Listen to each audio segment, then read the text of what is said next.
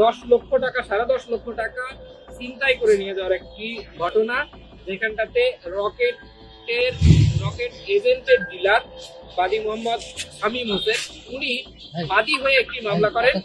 উনি মামলাটা করেছিলেন, প্রথমত উনি চিন্তা করেছিলেন আঘাতের ধরন সহ অন্যান্য পারিপার্শ্বিকতা চিন্তা করে উনি চিন্তা করেছিলেন যে ওনার ওই কর্মচারী হয়তো এটার সাথে ইনভলভ থাকতে পারে। কিন্তু আমরা তদন্তের মাধ্যমে জানতে পারি যে যিনি আহত হয়েছেন উনি বেসিক্যালি এটার সাথে সরাসরি জড়িত নয়, কিন্তু ওনাদের অন্য কর্মচারী এটাতে জড়িত। তাদের একজন হচ্ছে কবির, উনি এটার সাথে জড়িত এবং অন্য ছিনতাইকারীকে বিভিন্ন তথ্য দিয়ে ছিনতাইকারী চক্র এই ঘটনাটা ঘটিয়েছে।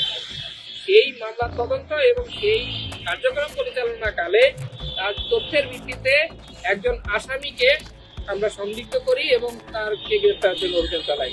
সে আসামি হচ্ছে জিহাদ, তার পিতার নাম হচ্ছে আব্দুল সালাম, বাসা রহমাননগর। সে ওই আসামিকে গ্রেফতার করার জন্য সে আসামির বাড়িতে অভিযান পরিচালনা করা হয়। অভিযান পরিচালনাকালে আমরা তার বাড়ি থেকে একটি স্বয়ংক্রিয় আগ্নেয়াস্ত্র বা বিদেশি পিস্তল আমরা এটা উদ্ধার করতে পারি। এই অস্ত্রের সাথেই আমরা 3 রাউন্ড গুলি উদ্ধার করতে পারি। এই অস্ত্রটা ছিল 7.65 মডেলের। অস্ত্রটাতে স্বয়ংক্রিয় এবং এই অস্ত্রটা বিভিন্ন সময় ব্যবহৃত হয় এরকম জিনিসগুলো আমাদের কাছে মনে হয়েছে।